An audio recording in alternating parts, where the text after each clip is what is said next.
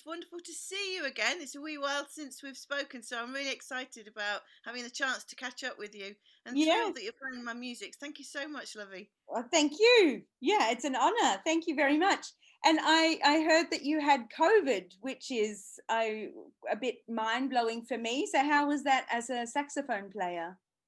Yeah, it was in March, so it took me about a good 6 weeks really to get back on my feet. I was lucky I stayed at home. I didn't have to go to hospital. Some of my colleagues have been on ventilators, and what we've all found is that we're really struggling to play the saxophone again. We can't quite get the breath to play for more than half an hour, with the stamina. So I think we do need to, after Christmas, maybe all get together and see if we can go and see a specialist because it's something that needs exploring. But I am really feeling a lot better now. Occasionally, because you know what I'm like, I throw myself into my day and I try and get as much out of it as I can. So if I do that, then often the next day I'll pay for it slightly and feel a little bit depleted. So I'm having to just be mindful of that. But other than that, back to normal, being creative. Obviously, we're all sad about the fact we keep being closed down and we're on tier two at the moment. So and it's very difficult for the music industry because there's very few opportunities to play. So a lot of people are really struggling financially, and I'm really lucky that I'm not in that situation, but I'm doing what I can to help, my kindred spirits. Yeah, Uh, and I was just reading there are things coming out of the UK, well, what we get from the news anyway, but I think it's a little bit similar to Australia in that people are sort of having uh, to sort of reason why they are a creative person. Sort of, this is the rhetoric coming out, right, of the political debate Yeah, at the and moment. it's weird because there is a lot of sort of fake news as well. So it's really difficult to, and because a lot of it's on social media, it's very difficult to decide Mm. which is true and which is being inflated and exaggerated. So, for example, our Chancellor of the Exchequer was accused of saying that all musicians had to retrain, but actually, what's happened is there's a website for everybody that's struggling, and Mm. have been encouraged to go on this website to look at alternative professions. I have to say, saying that, the actual website itself is rubbish, Yeah. and it's become a huge joke, and everybody's like running to it just to see for the hilarity value what sort of things are coming out of it. And the arts, no, nobody's working, as I was saying, really, Mm. performing wise. Occasional little things, especially venues that can play outside small groups, but for me, it's not nowhere near what we were doing because I write for large ensembles, so we're just sort of kind of sitting twiddling our thumbs a little bit, missing the live performance side of things. But there was that picture of a ballerina from, Mm. it transpires, I think she was an American, and somebody sort of borrowed the image and said that Fatima has to retrain. She's probably going to become a sort of an IT expert, although she doesn't know it now, and that just became ridiculous. But yeah, I think we need to be mindful of going to the source whenever we hear anything because it's very easy for things to get out of hand, and people are very quick, understandably, because we're under a horrible situation at the moment, very Mm. quick to react to things. So, yeah. The main thing I wanted to talk to you today about was your beautiful piece that we're playing on the 7th of November as Oh, part of Sydney International Women's Jazz Festival at Foundry 616. So the piece is In the Stillness of Time. So you have a lot of achievements and accolades under your name, and you also started the Interchange ensemble, an ensemble of women improvisers playing your music, also other people's music, or just your music? no, it's 10 composers, so 10 Mhm. women composers. So I thought it was really important. I'm in a really privileged position here. I call the shots basically for everything I do, and I lead all the projects I do. And I was recently acknowledged as one of the 40 most influential women in the music industry. And I think, I need to use that to other people's advantage to sort of push open some of the doors, and also there are a lot of the gatekeepers are really nervous about working with women, so it's to sort of give them the reassurance that you will get a packed house and Mm. you will get a diverse audience, and you will get unbelievable music. So I felt that I wasn't working with enough women. I was always working in environments that were all male because of the big band side of things, particularly when I was writing for jazz. When I was writing for orchestra, it was Yeah. much more balanced, and so I was really missing having professional female colleagues that I could be working with and talking to. I've got a very strong sort of friendship group of women jazz musicians, but I was never getting to work with them. And I realised the environment that I'm in wasn't going to invite them to be the featured soloists. It hadn't got that confidence. It was always inviting guys to do that. Mm. So I thought, well, I'll get a group together where we're championing 10 women improvisers and commission 10 new works by women composers. Because that's the other thing, a lot of the women that I know are writing for their own projects, and they've really got a Yes. name as composers, but they're all sort of sextets, is the sort of the largest Mm. ensemble. And again, a lot of the large groups that I write for don't really commission any other women, so I'm often the only woman on the bill, and it's only sort of me, Carla Bley, Maria Schneider, those sort of few others I know, but the main sort of names that people trot off of for women big band writers. But I'm thinking these women that I know would write beautiful music. They're just not commissioned. So, and on the other hand, they haven't always got the confidence to feel they can write for a big band. So, writing for Interchange is a nice little halfway house where they can say, "Oh, look at what I've written for this 10-piece ensemble," and we can say to the world, "Look at this wonderful music." And it has made a difference. A lot of promoters are getting much more confident. They see that we have a full house and the most diverse audience, 50-50, a lot more women coming to hear us, so it's given them a lot more reassurance. So we're not getting that, oh, we've already got a woman this year, so we'll book you next year. I don't know if you've been getting a lot of that, Yeah, but it's yeah, but I think what the point that you just made is quite true in that women need the opportunities to write for larger ensembles. And I think that's something true for jazz or classical or whatever genre of music. There are a lot of women who are active and who are composing, but generally for smaller formations, because as you were just saying, it's if you're a female instrumentalist, it's generally up to you to create your own ensembles. I think this is a key absolutely. takeaway. Mm. When I did a huge research project, so I've got all off my own back, but I wanted to really get to the bottom of things. What was the true story? Because there's lots of anecdotal stuff. I wanted to talk directly to the women, so I spoke to 200 professional women jazz musicians over a period of a year, and the thing that came out the most was that exactly what you were just saying, that they don't get the opportunity Yeah. to write for those large ensembles. So I thought, let's make that happen. Also, I work with Olga Fitzroy, who's a producer, Hmm. and she's. Did you get The Crown on Netflix? Have you watched Yes, The Crown? yes, of She's course. the engineer for that, Yeah. and also Coldplay. Whenever they record anything, they want her to. So she produced our album that Interchange Mhm. released last year, and actually no, it's this year. It's in January. Feels like a million miles. And when we were working, she said, it's really unusual to see all these women in the studio, because when she's doing a session work, there aren't that many women. So we're working together to also build up that confidence for the young musicians, women musicians, so they get that experience, so that then they get on the books. Because I think when women are booked, sometimes by the guys, there's that sort of unspoken code and unspoken social exchange that a woman isn't familiar with, and so she's not of it, so she doesn't slot in. And then sometimes the guys think, oh, she's awkward and different, and they feel uncomfortable. And when you're working under high pressure Mm. and very expensive as well, the work that we do, that can sometimes unnerve people. So I have seen really great musicians not get that opportunity.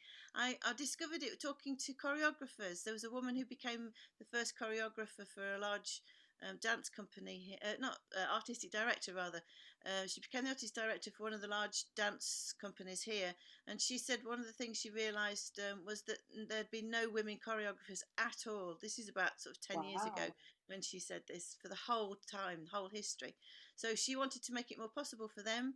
She started to give opportunities for the women choreographers, but then that was when she realised they were finding it really stressful, and they were very anxious, because they were suddenly going from sort of zero to full Yeah. on the top, the cream, and they hadn't had, like a lot of the guys had any sort of The intermediate stepping steps to stone. get towards it. And so she started to put that in, and that was a big influence. And I was really glad of her for sharing that insight, 'cause I thought that makes a lot of sense. And as you know, I do a lot of educational work. I was head of jazz at Trinity Mm. Conservatoire, and I run the National Youth Jazz Collective. So that idea of sort of doing things incrementally is already part of how I do things. So on a professional level, that's what we're doing, and it's shown some amazing outcomes, especially the themes of the music, Yeah. the stories that are being told. I just said to the women, you've got 10 minutes, that's the maximum your piece can be, and this is the lineup of the instrumentation. So it's three saxes, trumpet, trombone, cello, accordion, bass, and then percussion and drums. I wanted us to be portable. I wanted us to be like a pop-up ensemble, and because I've got that crossover of jazz and orchestral, classical, contemporary music, things like Soldier's Tale and Mhm. William Walton and what he did with the Sitwells, that sort of chamber ensemble for the soirees kind of things. I've been very influenced by that as well. So I wanted us to be able to play anywhere and not be restricted by whether there was a grand piano Yes. or whether there was a PA. So we could actually play acoustically as well. So and that's worked really nicely. We've played in lots of lovely venues, but that was the only brief for the women. You've got 10 minutes, and these are the instruments that you're writing for. And they wrote very personal pieces that I don't think a lot of men would have written about. Things like the childhood in Calais, um, Alzheimer's, a mother who's got Alzheimer's, and the only time you actually see a glimmer of her now is when she hears tango music, and then she'll just start to move because she was an avid tango fan and she danced a lot. So that's the only time that the accordion player Karen Street, who wrote the piece, it's the only flicker she gets now of her mother. Her mother doesn't recognise her, so that's a beautiful piece. And I'd worked with a comedian over here called Sandy Toxvig. She's from Sweden, and she told us about culling, which is a thing that only women do, and it's been handed down the generations because the valleys are so large. All the herds of cows, sheep, goats, when they go out, it's very difficult. You can't physically go and walk to them and call them back. But so there are songs that they've been taught, and only the women in the families are taught them, calling songs. And then they call them in the valley, got the acoustic of the valley, so they hear them wherever they are, and then just wait for them to come home. So I thought that was fabulous. That's the piece that I wrote. Mhm. Culling is all about of that, and it's sort of trying to evoke the orchestrally the sort of the magnanimous size of the valleys, and then also rhythmically the sort of the pitter patter of the herd coming towards Yeah. us. But So it's true what you say. I think a lot of the women composers that we're featuring in this concert, but that we've worked with as well before, it's quite a personal response in music. There's a lot of personal topics that are covered. Do you find sort of a recurrent theme in sort of women's work? yeah, I think I mean if I think the actual subjects that we were talking about just then, I think you might have found that in the contemporary world, if somebody had purposefully commissioned someone Yeah. to say, "Would you write for Alzheimer's?" In the jazz world, that side of things doesn't really get talked about. The commissions are usually just write whatever you want, and so I haven't seen it in the male composers that I've worked with. I haven't seen them do that kind of thing. So for me, it does feel like it is unique to the women writers, Mm. definitely. And we have a lot of pieces about nature Hmm. We've written got by one of our women. composers has written a piece about nature. Her mother's had quite a lot of heart operations, and during that, she's discovered the sort of the near symmetry that everything that nature is trying to be perfectly symmetrical, never Mm. quite makes it. Hence, the imperfections needing to have heart operation. And then things like there are those cauliflowers that look more like Yes. sort of exotic Thai temples, the way that they're formed. Yeah. She's fascinated by things like that. So her piece on our album is trying to evoke that, the Mhm. sort of the cyclical shape of the phrases and the way they sort of three phrases fit together, but then they don't quite ever fit Mm. exactly the same. Yeah. Beautiful piece. Wonderful. It's all very interesting what we're talking about, but we should talk about In the Stillness of Time, which is the piece that we're playing by yourself on the Fantastic. 7th of November. It's a beautiful piece. So we Oh, recorded that last year for ABC Classic, and then this year it will be in a different lineup. So last year it was for the duo for clarinet and piano, and this year we're very excited to be able to expand the lineup as well: clarinet, brilliant. trumpet, piano, and drums. So can you tell us a little bit about that piece and where that came from? Yeah, there's a duo, very dear friend of mine, Mick Foster, who I use in most projects. I find that I've got a little family of musicians that I use as much as I can, and either it'll be an independent project I've put together, or it might be inviting them to guest on something. I feel if people know my music and it's been an ongoing evolution, you can't get inside my music sort of on day one to the same level you can that he can Mm. after all those years of working with me. So he and his partner Yu Meng Chang, who's a fantastic pianist, he's a baritone player. Have always asked me to write a piece for their duo. And it's just one of those things that I never quite got around to doing. There was always something else to be cracking on with until one day I woke up and I thought, I know exactly what I need to do, and I could already start to hear it sonically in my head. because she's a classically trained pianist. She specialised and won a lot of awards for being an accompanist.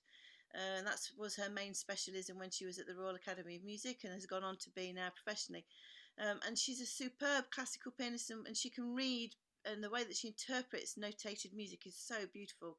And she's got this beautiful touch, which is where I got that idea. And she's very much into Tai Chi Mhm. and well-being. So I wanted her part to be pre-written and with that in mind. And then he is a fantastic improviser, and he's worked with me a lot. And so I thought he would then react to it by just having the chord symbols. So I didn't fall back on using conventional jazz harmony.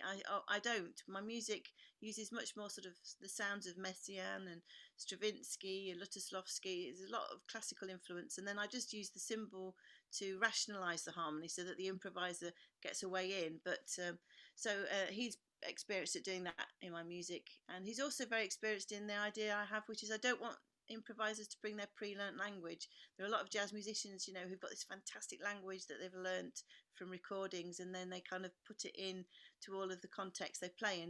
Mm. And Mick once said in a pre-concert interview, when they said, "What's it like playing Izzie's music?" He said, "The first thing you have to do is you have to leave your pre-learnt language at the door. Yeah. It's not going to fit."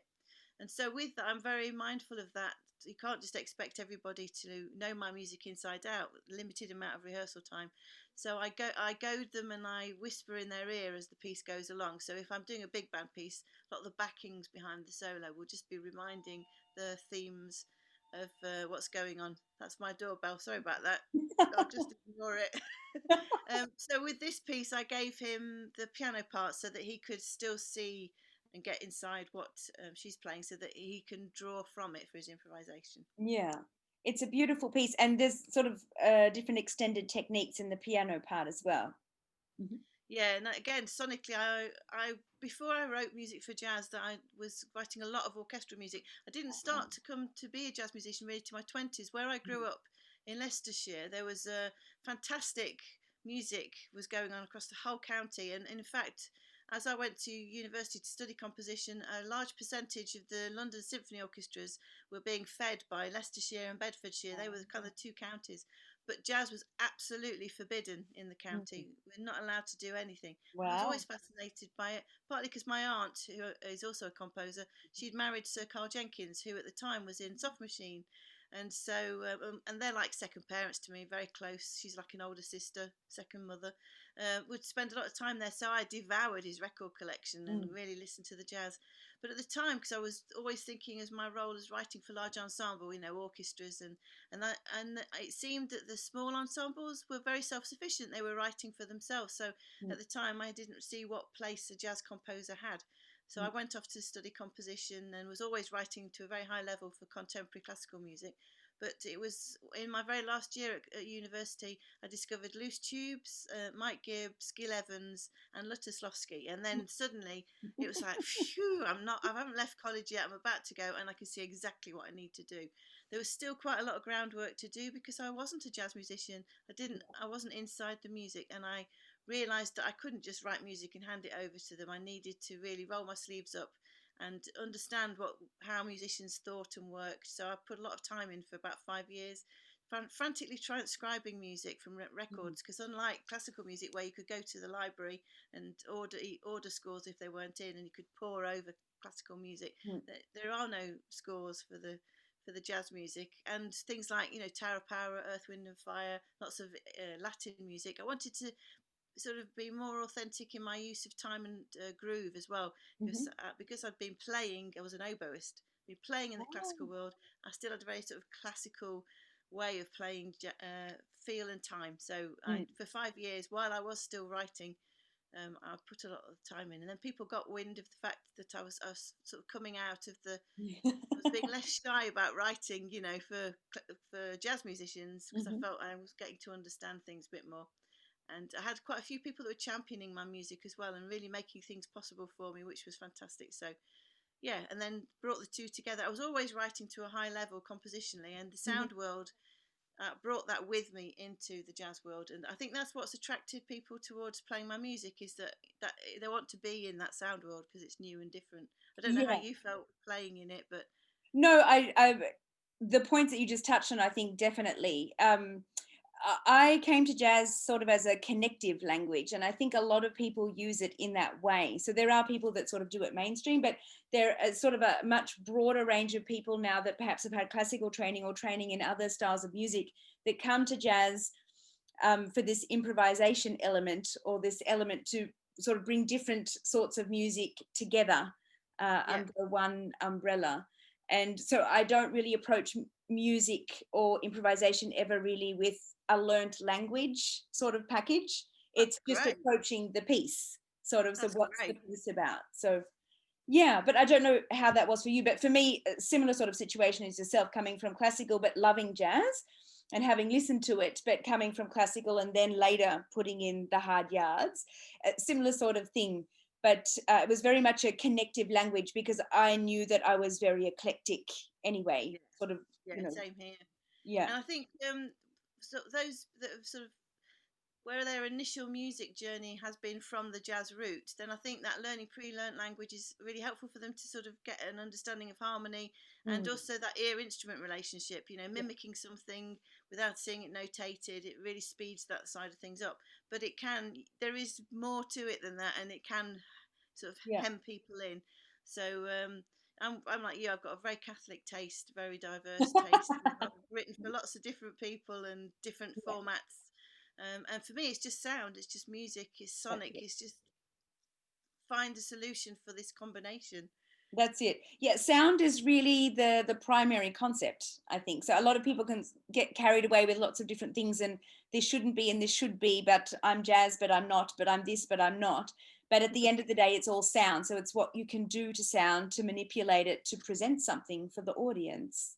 What do you call yourself? Because that one of the things that I find frustrating is I never actually said I was a jazz composer, but Mm, because I'm known for having compositions that feature artists, and as I say, mm, I've invested the time to really get to know the music itself, and I play baritone now as well, and usually play it in my own projects.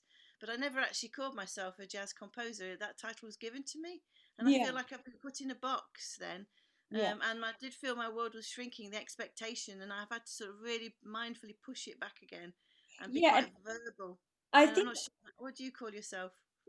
it's another question that I find quite interesting, and I think it's quite specific to music because when you talk to people in other art forms, whether they're visual artists or Yeah, writers, they're sort of a visual artist can be many things, but yeah, they're all just a visual artist. And music has this funny thing that it tries to pigeonhole people very categorically. I mean, it has a lot to do with the marketing sides of things, with definitely. That's where, yeah, with definitely. um uh, I've got the German word in my head now, Plattenfirmen, but the record labels, right? So it has a lot to do with the record labels wanting to be able to sell records, so they have to be able to pigeonhole it very concretely. But it's has still sort of carried on, and I find that even sort of when you're booking projects for different venues, concert halls or clubs or whatever else, it's there's a very specific direction. Do you know what I mean? It's they want, when you send them a piece of music or repertoire that you'd like to play, they really want to know where you fit, because they have a jazz program and they have a classical program, and sometimes they have Latin music or something else. But yeah, it's quite difficult to find people who are just musicians and have a very broad understanding of a lot of things.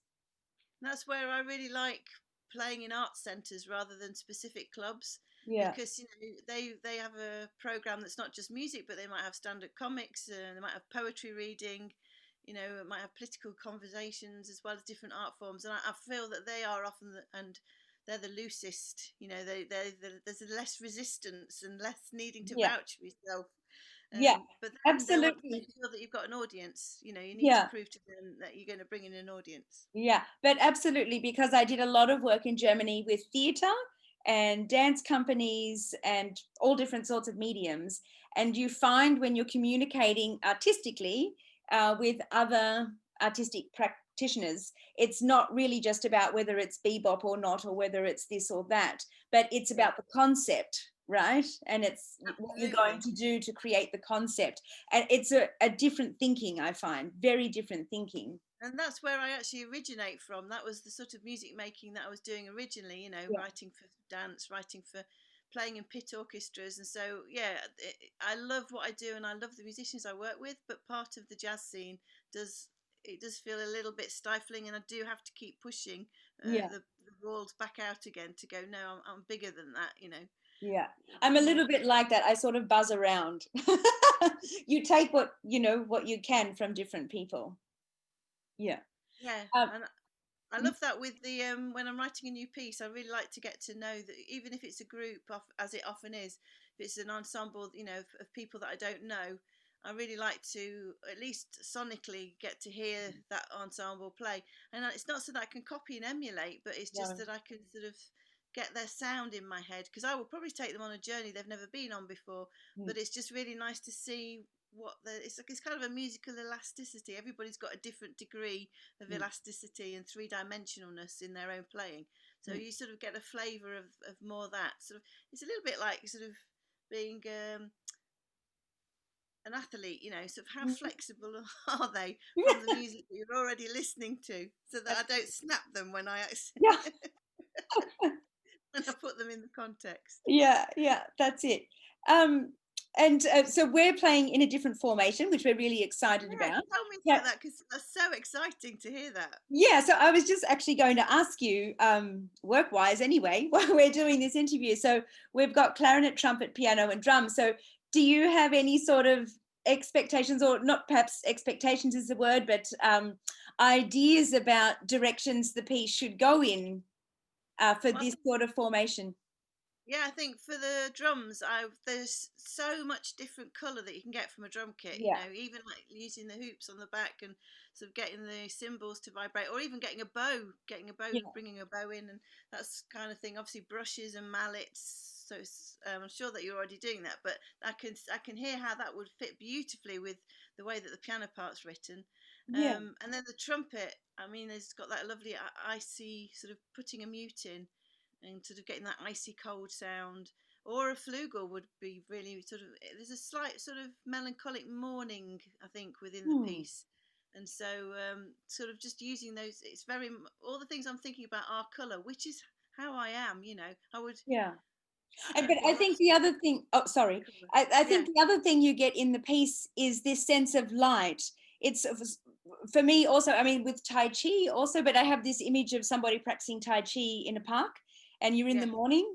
yeah. And the light is coming through, so you get all of this sort of dappled effect, but light changes quite quickly, and the interplay you have of objects and light. So when you're going to play it together, the two horn players, you'll be playing during their piece. You're not going to alternate and say this is your bit of solo and this is.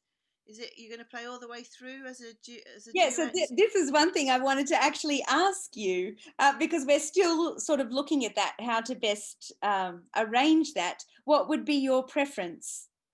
I think first of all, I would definitely leave that opening part for the piano, because Yeah. so that no drums possibly, as long as you know it's sonic and not trying to lay Exactly. down. I shouldn't imagine for a moment anyone's trying to lay No. down a groove.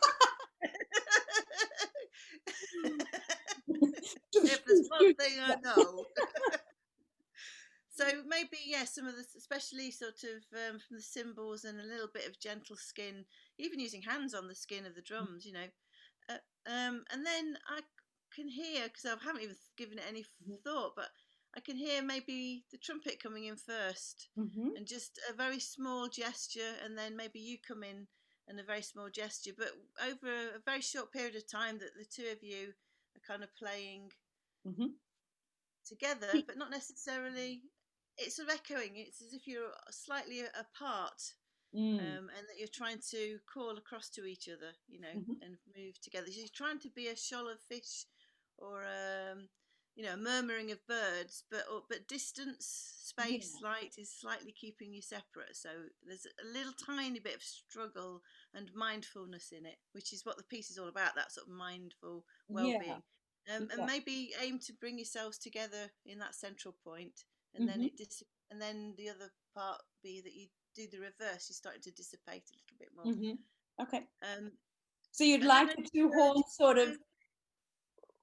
sort of swimming together, sort of yeah, throughout. Hmm. So really listening to each other, so that if somebody volunteers an idea, the other person is reflecting it. Or could be that the other person is, oh, we've gone too far that way. I'm going to be the one that instigates the change to go over here.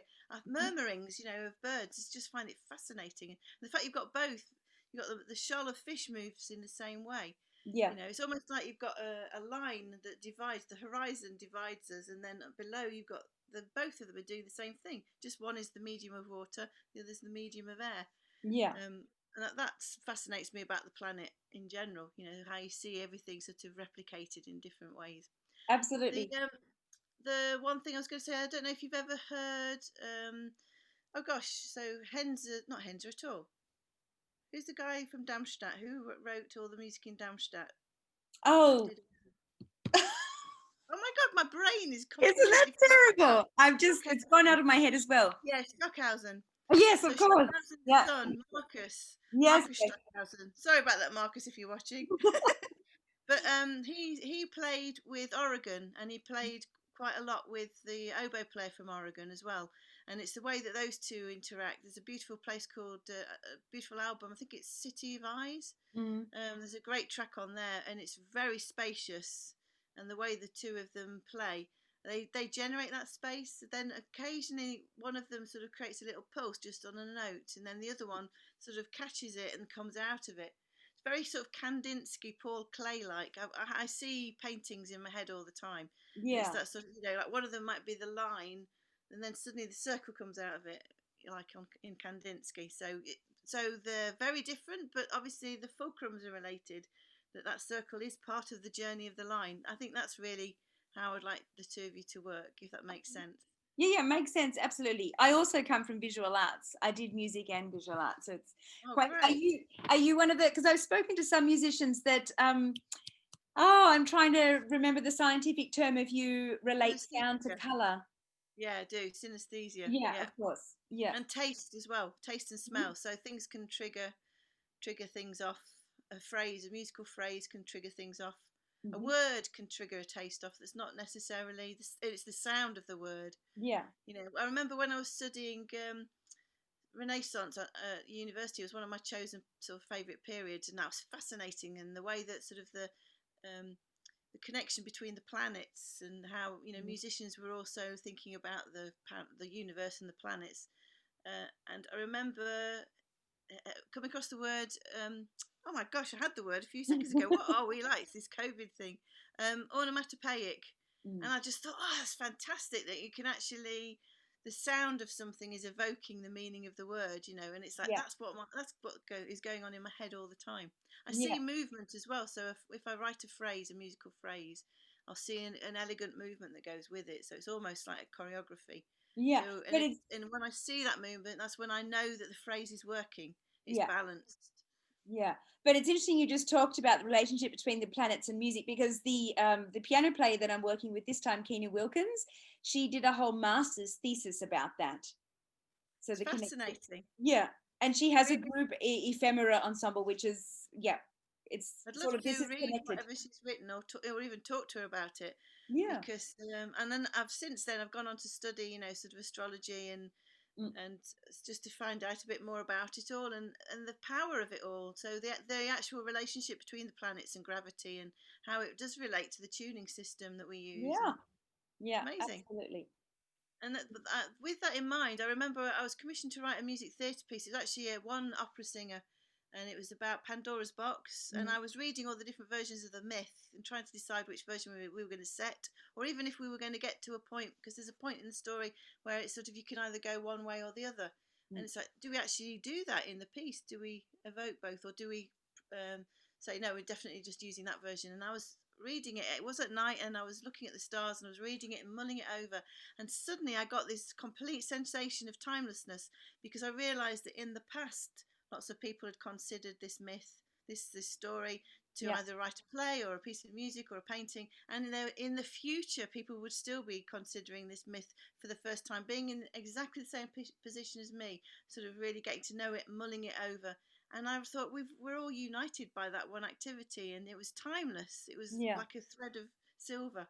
Yeah. I believe in that thread of silver a lot. I think it's what unites all creative people, Yeah. and I think it's really important for us to, maintain that thread, and to respect it and to cherish it, because it's such a blessing, and it doesn't uniquely belong to anybody. We're of it and we share it, but that sort of ownership, and there's a thing about, especially in improvisation and composition, there's this thing when people try to talk to composers and improvisers about, how you wrote that piece or how you generated that, and there's an aloofness, and it's called the master of mystery, the mystery of master of mystery, that's it. And it's about, oh, it just kind of just happened, nobody wants to share. It's like, no, you haven't got ultimate ownership. The arts, we are custodians, we are, That's it. with vessels that and I really believe that connects to the universe. All of that, it's a gift that the universe has given us.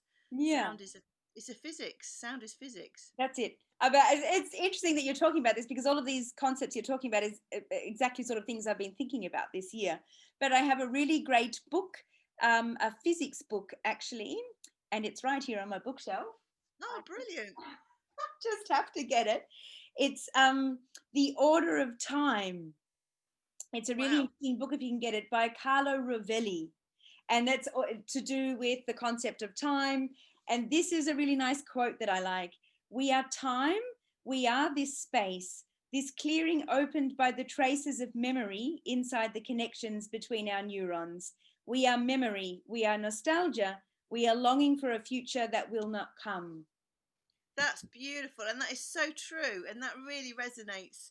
One of the things that I've really been working hard to not necessarily push against and remove, but just to balance it out a bit more, is nostalgia. Mm, During what we're going through at the moment, it's very easy to be nostalgic, the way that yes, the world was, and that we're reaching back and we're trying to regain it.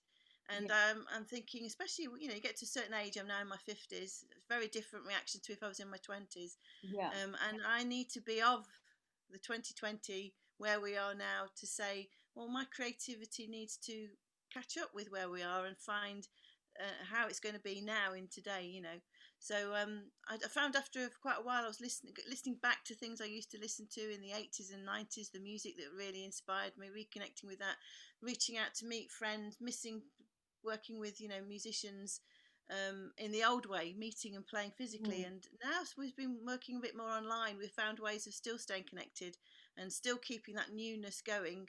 Ultimately, the goal is to be in a room where we can all play together. But even that development, sort of, instead of having a rehearsal, mm, we actually do things online so that we can still stimulate each other, and with a yeah, purpose in mind that this piece is going to be finished. So, but that quote, I'm definitely going to draw on that. I'll even put it up somewhere, because it's true.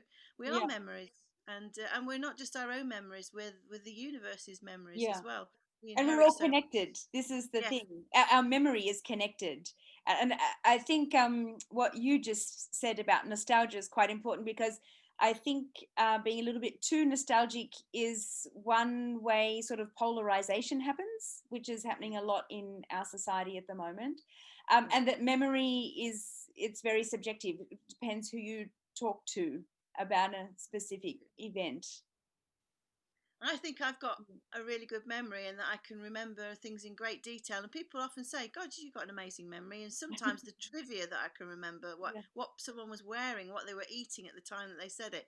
And yet, I still say to myself, "That is your version. Mm, It's not a camera. You didn't have a camera switched yeah. on.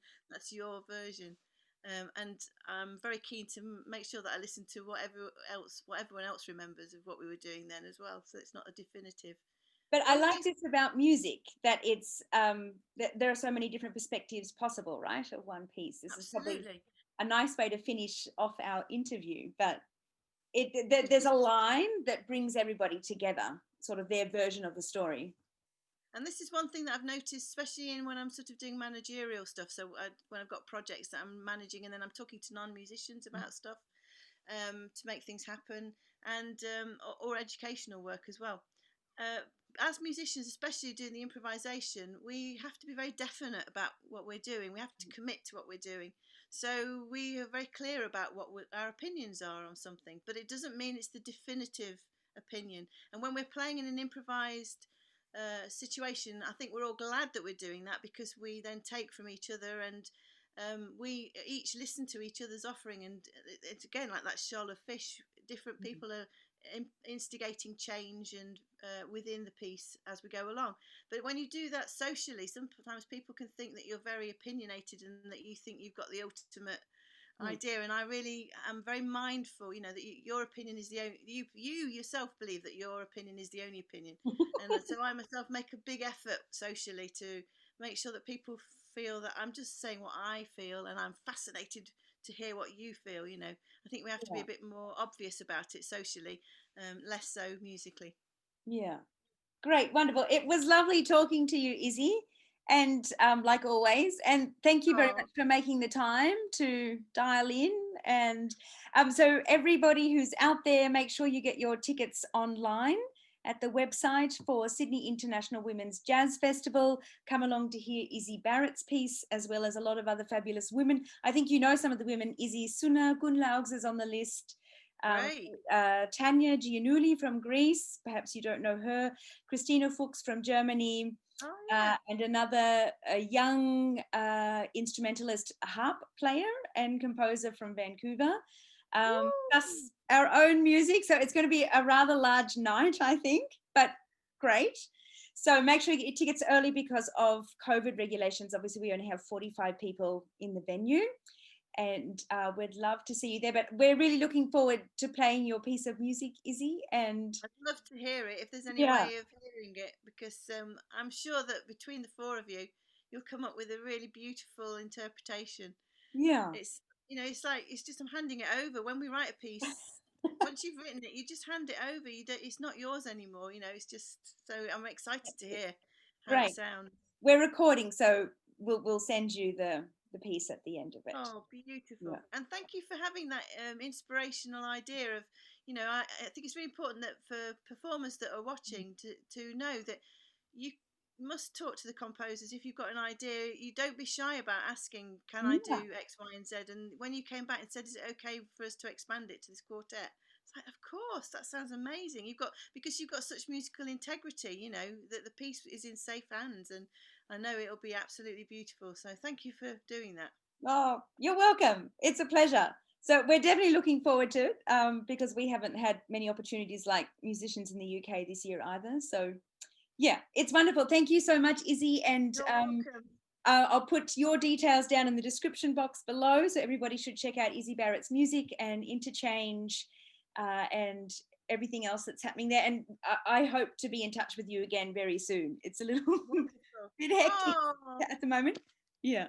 well, maybe once things are a bit easier over here, we could bring you over here to do the idea, what you're doing in Sydney, to sort of bring that same program over to the UK. So We once do an this COVID, exchange. yeah, I'm always exactly. about exchange.